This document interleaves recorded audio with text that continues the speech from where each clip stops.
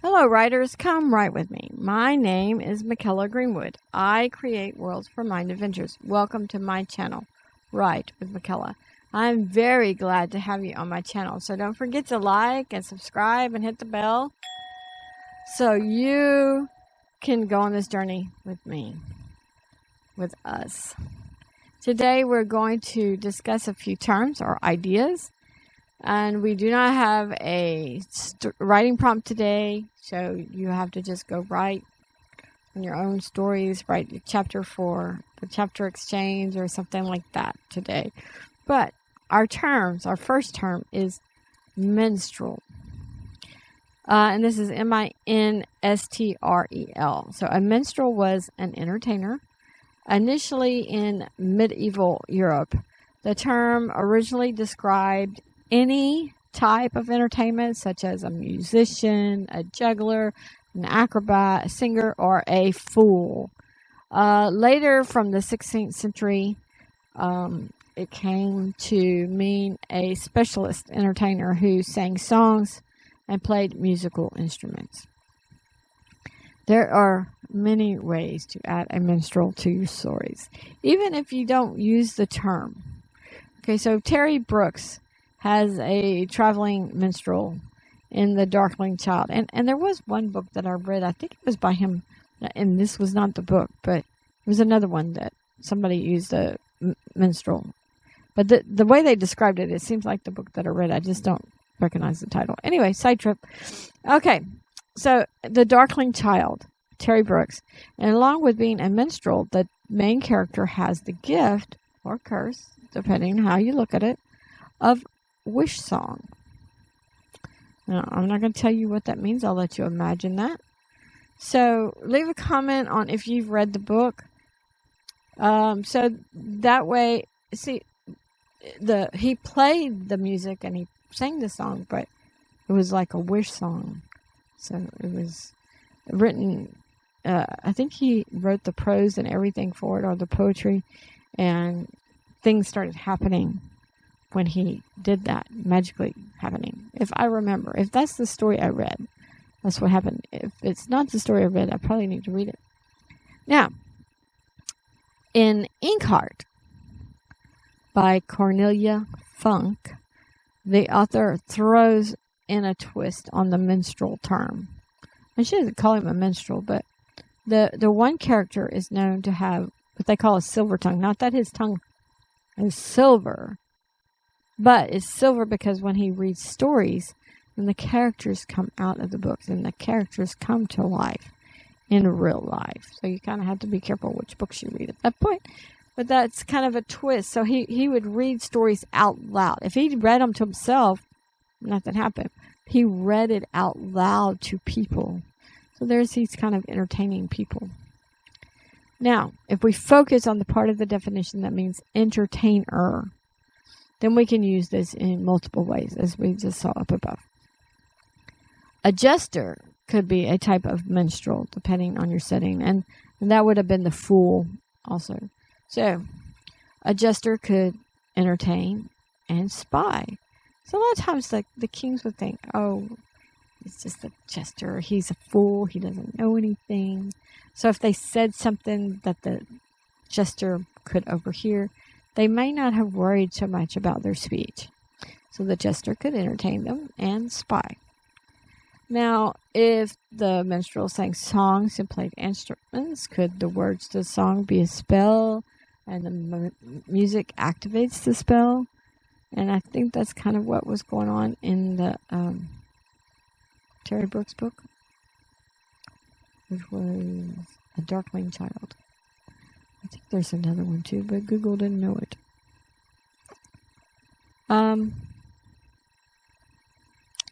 So, play the instrument, sing the song, magic occurs. Maybe it's a simple spell, putting the audience to sleep. Yeah, I just read a book. I don't remember the name of it or the author, but it was in Spanish. The whole book was in Spanish.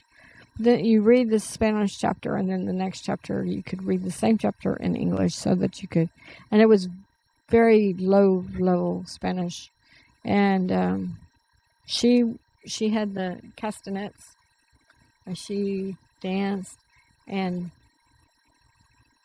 put the whole audience in a trance. It wasn't really magic that she used. It was just the way that she danced, and she did the castanets, and it just put people in trance. So, there's a way that they used that entertainer to do something else, not to put the audience to sleep, but put them in a trance. So, you can just take these ideas and just, okay, let's do this, or let's do that instead. Maybe your traveling minstrel travels with a group, and he is more trusted into, the walled kingdoms. So he goes in, performs, and scouts out the city or the kingdom. In other words, he does some reconnaissance. You remember that vocabulary word? We did that recently. Basically, the minstrel has a cover job to help his team. So the minstrel part, the entertainment part, is his cover. And then, if he's doing reconnaissance, he's spying, he's putting them to sleep. All of that is the primary job that nobody knows. So leave a comment on a minstrel or entertainer that has two jobs in a show, book, or movie. Our next term is evanescence. Evanesce means to pass out of sight, memory, or existence, or something disappears or vanishes. However, it isn't a quick disappearing act. Evanescing is gradual and takes a while. To evanesce is to fade slowly out of sight. Some synonyms are fade, fleet, pass, disappear, decrease, decline, diminish, dwindle, shrink, or vanish. How can we use this in our stories? Well, before we dive too deep, let's look at some antonyms to evanesce.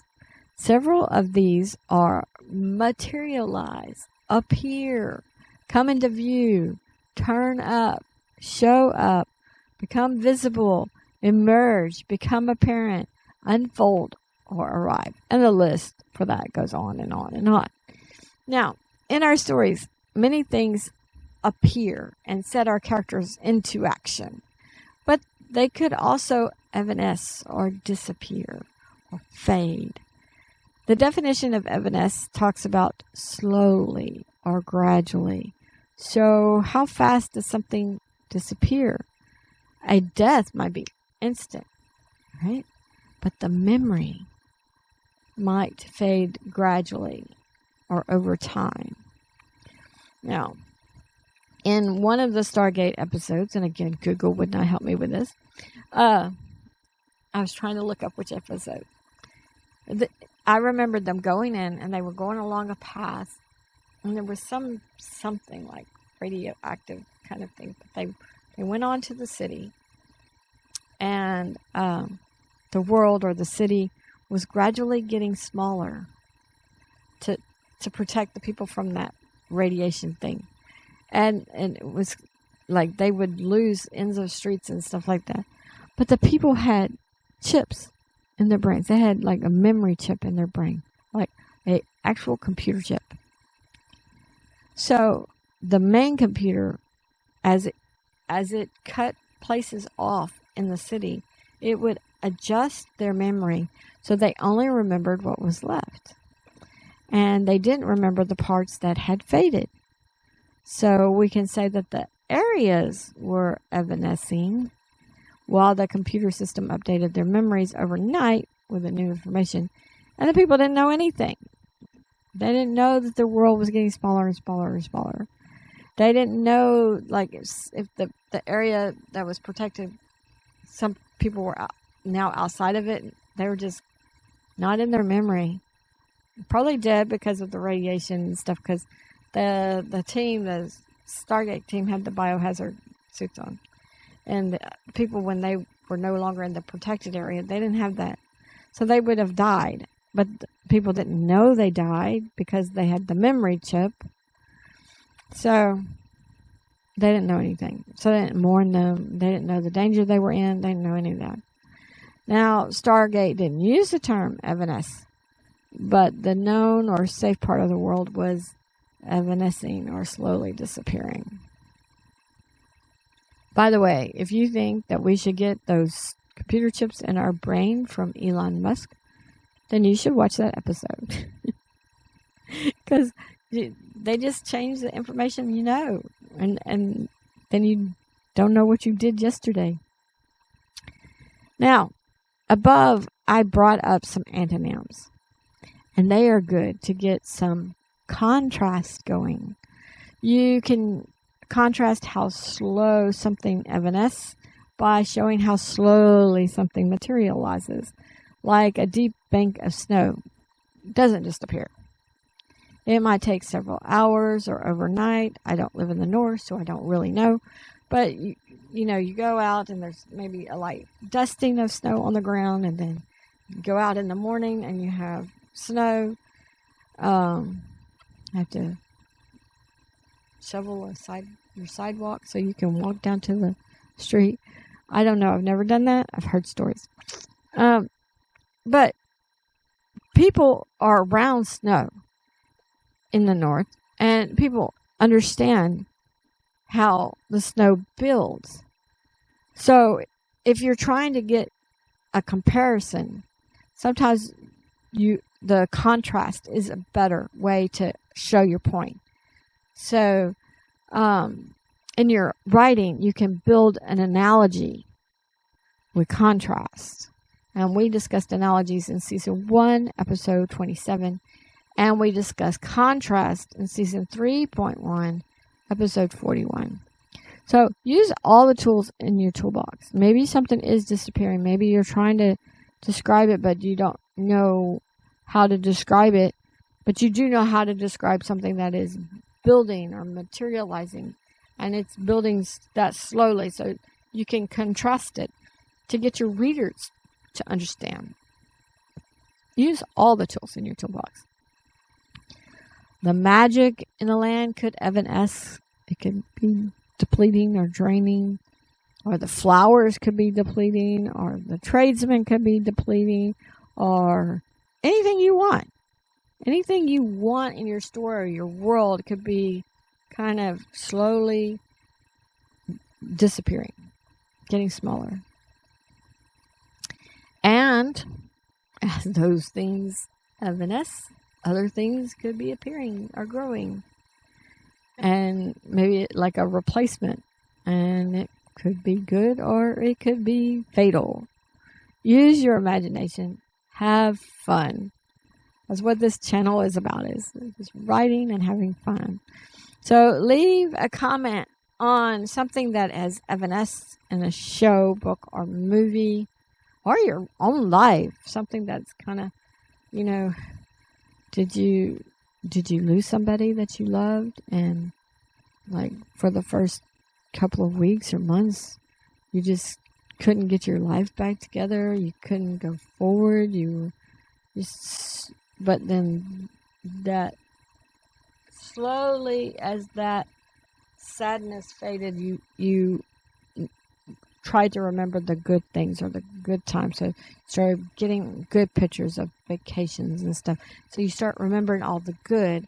And then as you remember more good, then the bad part of losing them, the sadness, can go away as the joy can return. So that's a comment you can leave if that's happened to you. If you understand that kind of contrast that I was describing there. And if you can understand that, you can put it in your story, right? We're writers, we're wordsmiths, but we also have to live our lives. We have to read books, we have to take classes, we have to go on vacations. We have to experience things so we can put them in our books. Our next term is coy. Coy is an adjective. We get a lot of adjectives. I don't plan that. It just happens. Coy is an adjective, and especially with reference to a woman, means making a pretense of shyness or modesty that is intended to be alluring. Some synonyms of this definition are arch, simpering, coquettish, flirtatious, kittenish, skittish, shy, modest, bashful, reticent, timid, demure, and several more. An antonym of this definition is brazen, right? A second definition is reluctant to give details, especially about something regarded as sensitive. You know, like some older people, like when I was growing up, the adults didn't want to tell their age. I don't care. I can tell you my age. Now, I will give you a math equation. I am right now 2 cubed times 7. And it's going to be that way until March 6th. 2 cubed times 7. Right?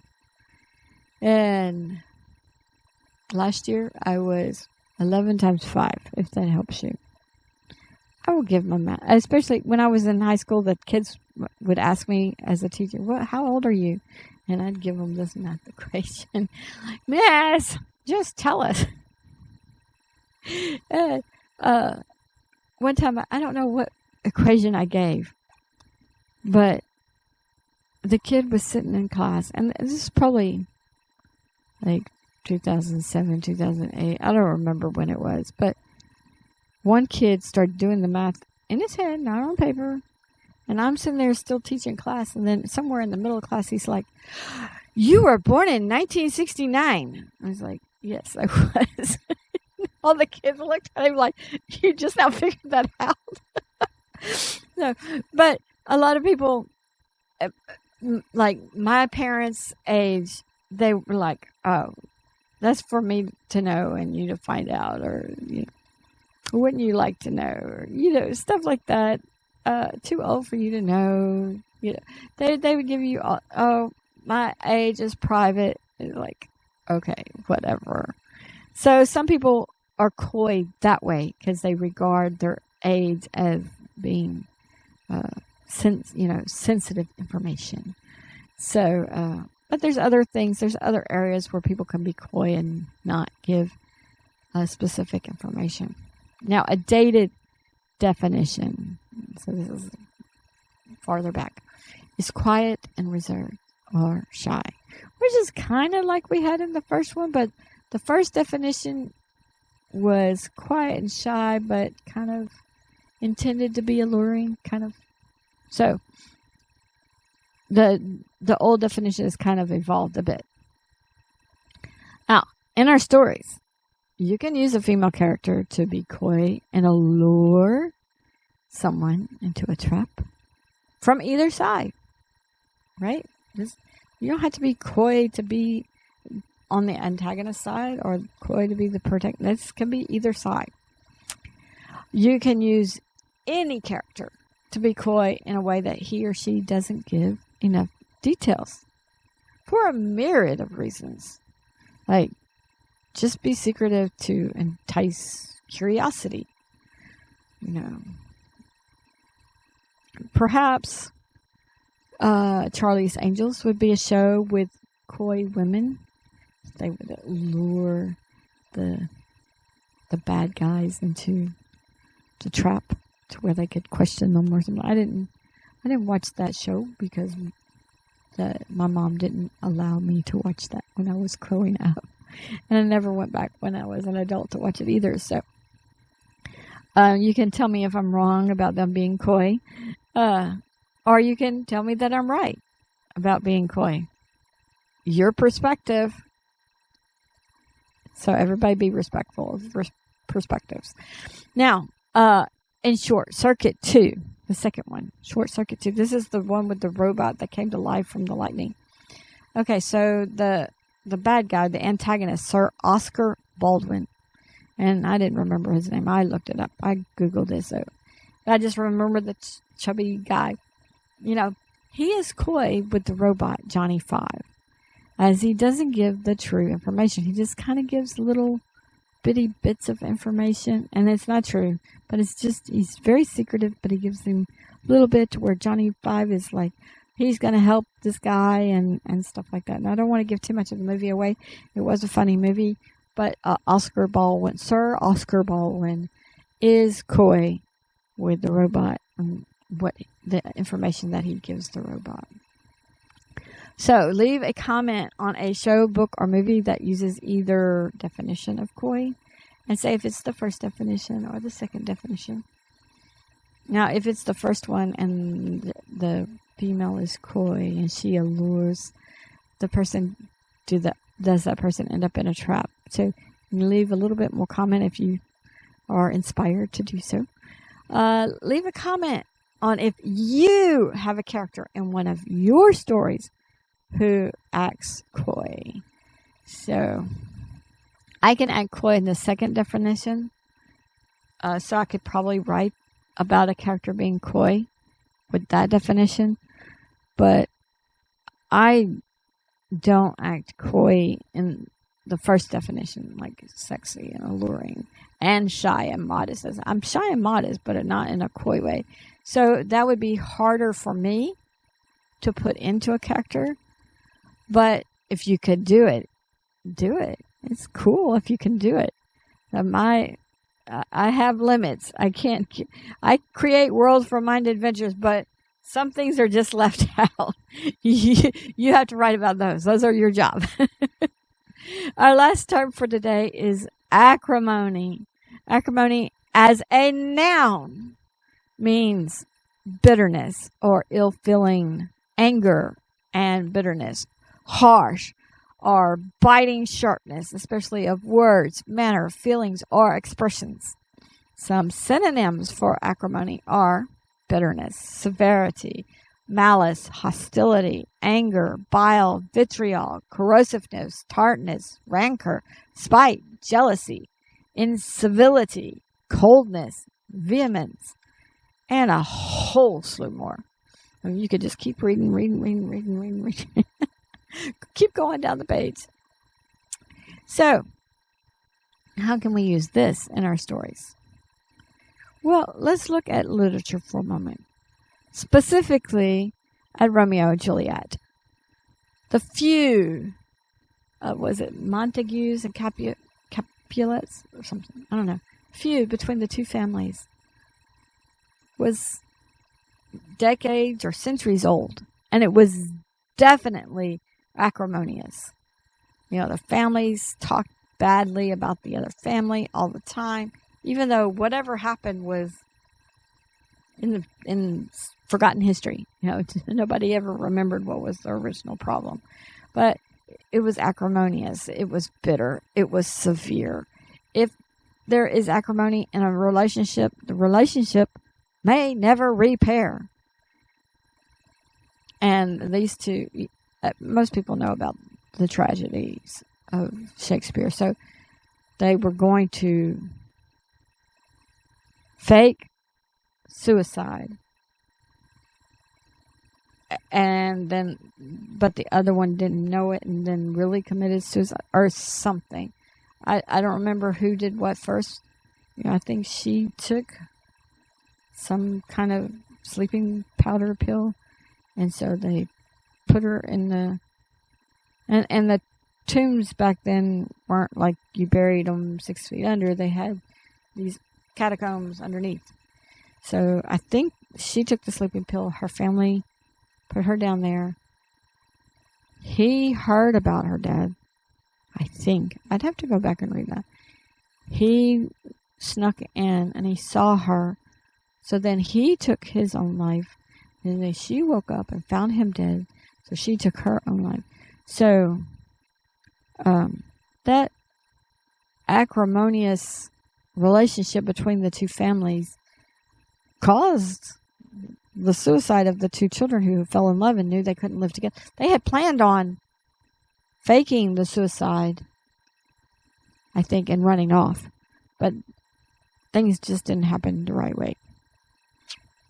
Anyway, if you haven't ever read Romeo and Juliet, you can at least read the, what is it, the short notes, the synopsis. Read a synopsis. They have little yellow, well, they used to have yellow books that kind of sum it up for you if you don't want to read the whole thing. And they have books that have like the old, or the, I guess it is not old English, but the English over here, wherefore art thou Romeo? And then over here it will say, why is your last name Romeo? Or whatever. Why is your name? Whatever the translation is to today. So there's ways to read it where you don't have to know the English that it had, and maybe get some ideas for the acrimony that we're talking about today. Now, we as writers have to know the histories of our characters. Was there betrayal in the past, and thus acrimony in your story now?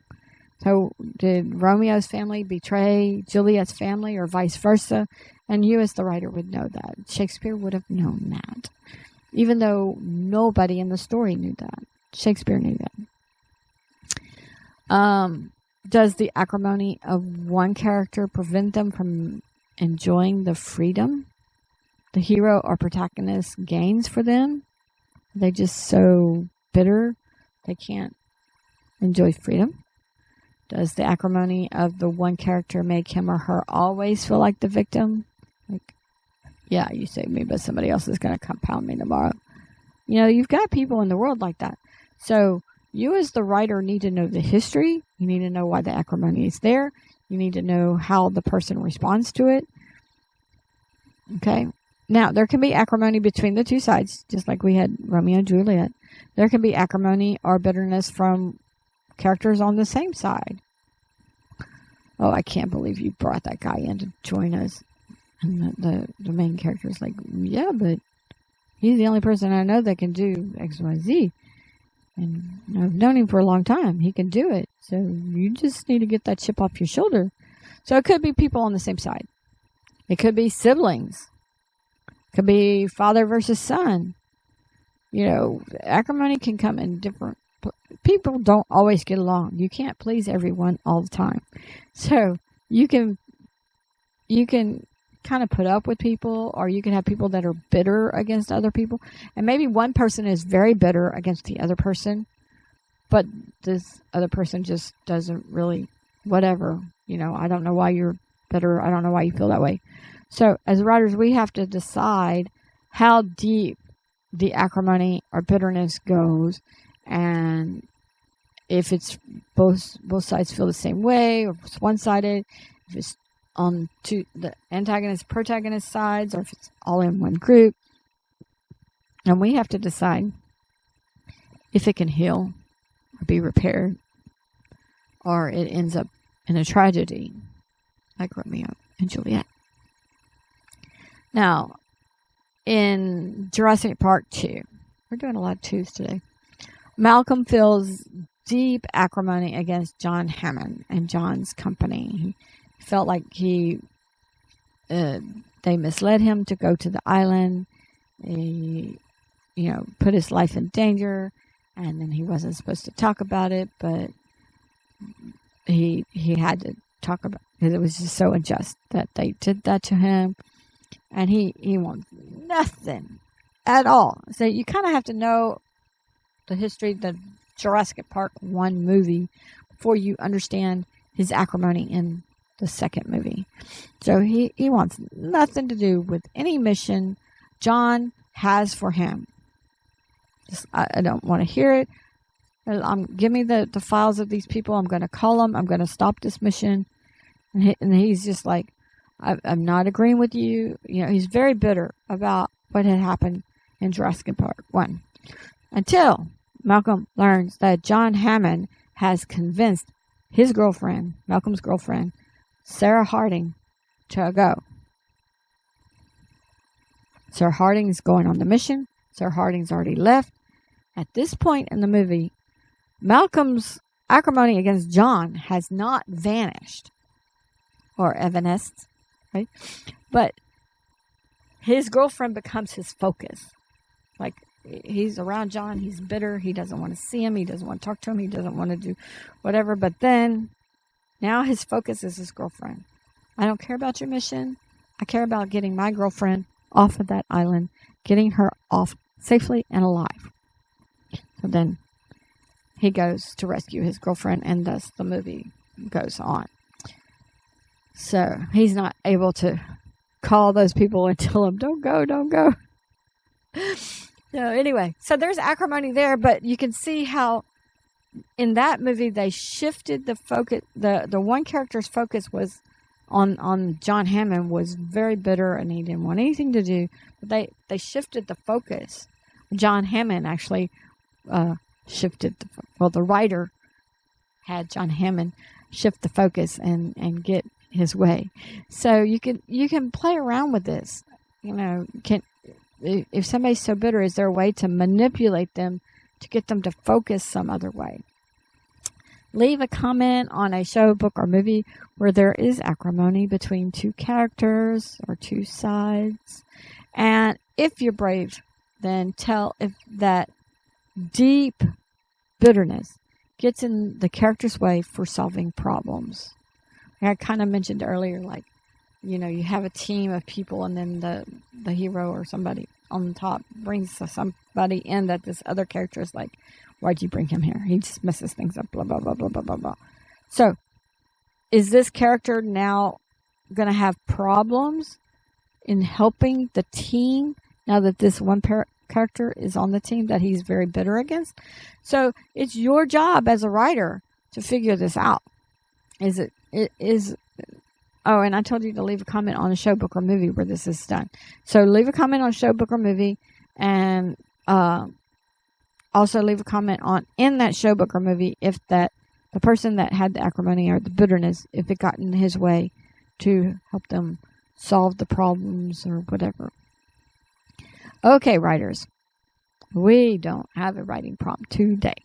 So go write on your chapters. Make sure you're meeting your writing goal. I am reading this today. I'm filming this.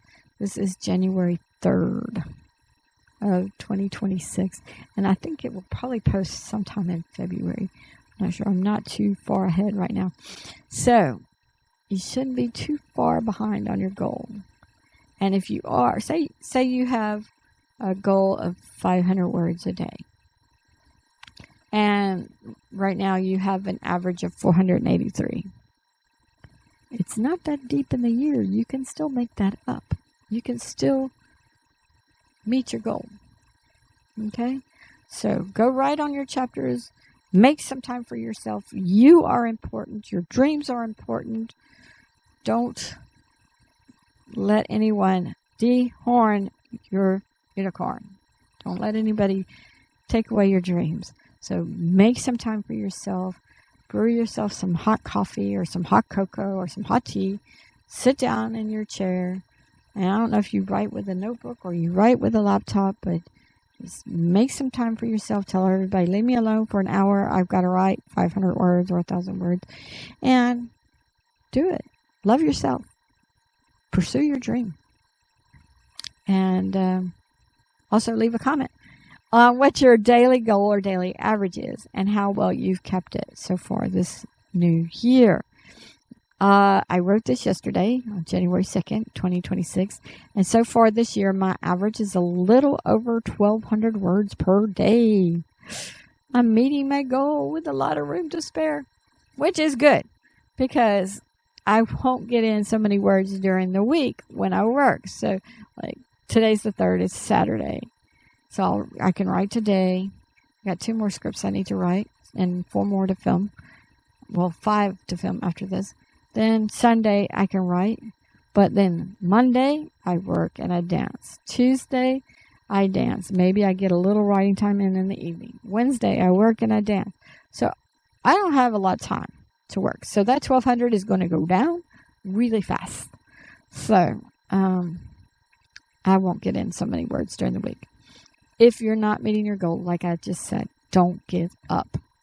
Renew your commitment to yourself and your dreams and your goals and set your writing time and your writing space.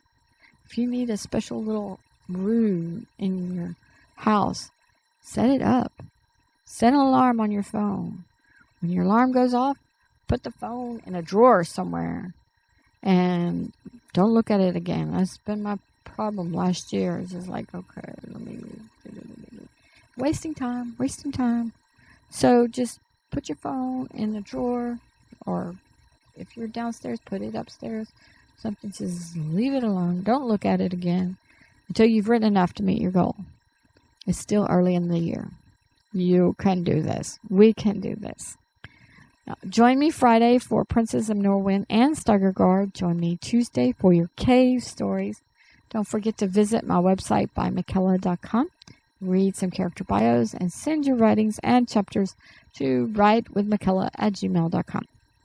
If you hit the like and subscribe and the bell notification, then we will continue to write together, and other people will have a higher chance of finding this video and this channel, since your likes will push the video out to a greater audience.